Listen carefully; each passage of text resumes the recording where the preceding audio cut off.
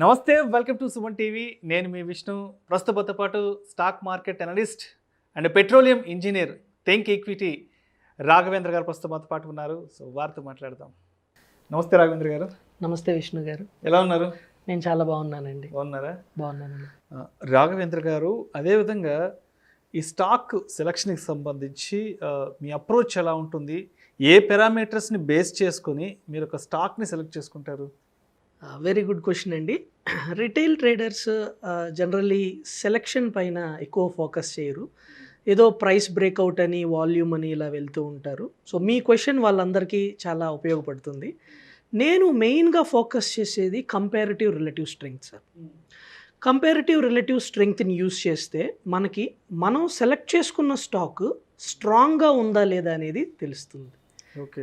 ఈ comparative relative స్ట్రెంగ్త్ని base చేసుకొని నా సెలక్షన్ ఉంటుంది. నాట్ ఓన్లీ మన పొజిషనల్ కాదండి, ఒకవేళ ఇన్వెస్ట్మెంట్ నుంచి ఇంట్రాడే ట్రేడ్స్ వరకు కూడా నేను ఈ కంపారిటివ్ రిలేటివ్ స్ట్రెంగ్త్ని యూస్ చేస్తాను. అయితే మీలాంటి ఒక సక్సెస్ఫుల్ ట్రేడర్ ఎలాంటి కాన్సెప్ట్తో ముందుకెళ్తుంటారు? ఫస్ట్ థింగ్ అండి, ఎవరైనా స్టాక్ మార్కెట్లో సక్సెస్ఫుల్ అవ్వాలి అంటే నంబర్ ఆఫ్ థింగ్స్ పైన ఫోకస్ చేయకూడదు. ఓకే, ఒక మెథడాలజీని పెట్టుకోండి. ఆ మెథడాలజీని తూచా తప్పకుండా రిలీజియస్గా ఫాలో అవ్వాలి. సో మీరు ఎంత సక్సెస్ఫుల్ ట్రేడర్స్ని అడిగినా సో ఇదే ఆన్సర్ ఉంటుంది. అంటే ఇప్పటివరకు మీరు చెప్పిన ఈ ఫండమెంటల్ అనాలిసిస్ కానీ, అదేవిధంగా ఈ టెక్నికల్ అనాలిసిస్ అనేది స్టాక్ మార్కెట్ పాయింట్ ఆఫ్ వ్యూలో చెప్పారు. అదేవిధంగా మ్యూచువల్ ఫండ్స్కి సంబంధించి కూడా టెక్నికల్ అనాలిసిస్ అనేది చేయాలంటారా? చాలా కొత్త క్వశ్చన్ ఇది. మ్యూచువల్ ఫండ్స్ని జనరల్గా మీకు తెలుసు సిప్ అని, లేకపోతే లాంగ్ టర్మ్ అంటూ ఉంటారు.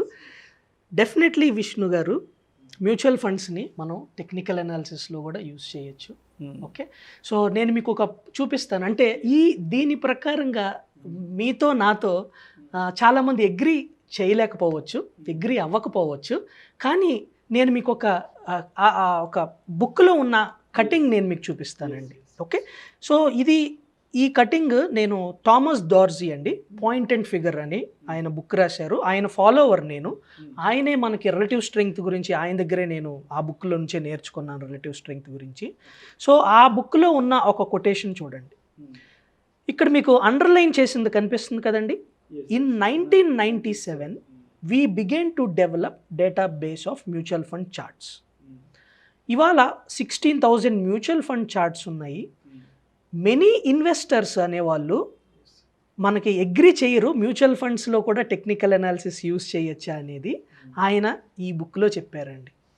1997 యుఎస్ఏ మార్కెట్స్లో అప్పుడే వాళ్ళు టెక్నికల్ అనాలిసిస్ యూస్ చేశారు మ్యూచువల్ ఫండ్స్లో. అంటే 25 years మనం వెనుకున్నాము అనటంలో అతిశయోక్తి లేదు. ఇది కూడా మనకి ఇవాళకి కూడా మనం ఆర్గ్యూ చేస్తాం, టెక్నికల్ అనాలిసిస్ దీనికి యూజ్ చేయకూడదు, దానికి యూజ్ చేయకూడదు అని. 25 years బ్యాకే వాళ్ళు అక్కడ యూజ్ చేస్తున్నారు. ఎప్పుడు కూడా మన ట్రేడింగ్లో కానివ్వండి, మన ఇన్వెస్ట్మెంట్ జర్నీలో ఓపెన్ మైండ్ అనేది ఇంపార్టెంట్ అండి. బయాస్గా ఉండకూడదు. సో బయాస్ ఉంటే ఏంటంటే మనం దాని వైపు వెళ్ళం. ఇలాగ మన ఓపెన్ మైండ్ ఉంటే ఇలాంటి ఇన్పుట్స్ అన్నిటినీ మనం తీసుకోగలుగుతాం. సో ఇప్పుడు మీకు నేను కొన్ని చార్ట్స్ చూపిస్తాను సార్, ఎక్కడైతే మనం టెక్నికల్ అనాలిసిస్ యూస్ చేసామనేది. ఇది మీకు చార్ట్ స్క్రీన్ పైన కనిపిస్తుంది. ఇది పాయింట్ అండ్ ఫిగర్ చార్ట్ అండి. నేను దీని గురించి కూడా ఎక్స్ప్లెయిన్ చేస్తాను మీకు వివరంగా. ఇది ఐసిఐసిఐ ప్రూ కమోడిటీస్ ఫండ్ అండి. ఎప్పుడైతే మన రిలేటివ్ స్ట్రెంగ్త్ అనాలిసిస్లో మెటల్స్, కమోడిటీస్ అవుట్ పర్ఫార్మ్ చేస్తాయని మనకు అర్థమైందో అప్పుడు మనం వెళ్ళి ఈ మ్యూచువల్ ఫండ్లో కూడా ఇన్వెస్ట్మెంట్ చేసామండి. మీరు ఇక్కడ చూడొచ్చు లెఫ్ట్లో అప్పుడు ఉన్నది 11.5 అండి. 11.5 మీరు డేట్ చూడొచ్చు. ఇది మే 19, 2020. ఇవాళ ఆఫ్టర్ 1 year 2 months 3 months ఇది ఎగ్జాక్ట్గా డబల్లో ఉందండి. 23-24 మధ్యలో ఉంది. అంటే టెక్నికల్ అనాలిసిస్ యూస్ చేసి ఒక మ్యూచువల్ ఫండ్లో మనం ఇన్వెస్ట్ చేసినట్లయితే ఇవాళకి మనకి 100% రిటర్న్స్. దీంతోపాటు నేను మరిన్ని చార్ట్స్ మీకు చూపిస్తాను సార్. ఓకే, ఇది హేకినేషి మెథడ్స్ నేను మీకు చెప్పాను. నేను హేకినేషి, రెన్కో, పాయింట్ అండ్ ఫిగర్ పైన, నాయిస్లెస్ చార్ట్స్ పైన నా ఫోకస్ అనేది ఉంటుంది. ఇక్కడ ఇది చూడండి మీరు, ఎప్పుడైతే 2 క్యాండిల్స్ ఫార్మ్ అవుతున్నాయో అది ఎంట్రీస్ అండి, ఎక్కడైతే 2 బేరిష్ క్యాండిల్స్ ఫార్మ్ అవుతున్నాయో అది ఎగ్జిట్. ఓకే, ఇది మ్యూచువల్ ఫండ్ అండి, axis mid cap fund. Next ఈ ఫండ్ చూడండి, ఐసిఐసిఐ ప్రుడెన్షియల్ మ్యాక్సిమర్ ఫండ్. ఓకే, ఇక్కడ కేవలం అదే స్ట్రాటజీ, ఇక్కడ మన ఎంట్రీస్, ఇక్కడ ఎగ్జిట్స్, మరలా మనం ఇక్కడ మళ్ళీ ఎంట్రీస్ తీసుకోవచ్చు. ఓకే రైట్ అండి. సో ఇది ఒక ఫండ్ అండి, Kotak infrastructure fund.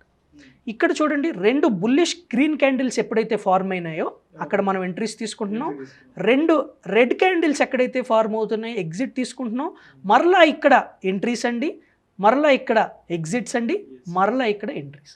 So process అనేది మనం అన్నిటికీ యూస్ చేయొచ్చు, అది మ్యూచువల్ ఫండ్స్ అయినా, స్టాక్ ఇన్వెస్ట్మెంట్స్ అయినా, ట్రేడింగ్ అయినా, ఇంట్రాడే ట్రేడింగ్ అయినా.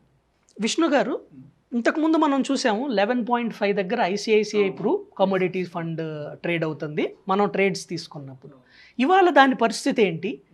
మనం 2 days బ్యాక్ మనకి మెటల్ సెక్టర్లో ఫాల్ వచ్చింది, అలాంటప్పుడు మన అనాలిసిస్ ఎగ్జిట్ చూపించిందా అనే విషయాలు నేను మీకు ఇప్పుడు లైవ్గా ఎక్కడ ట్రేడ్ అవుతుందో చూపిస్తాను.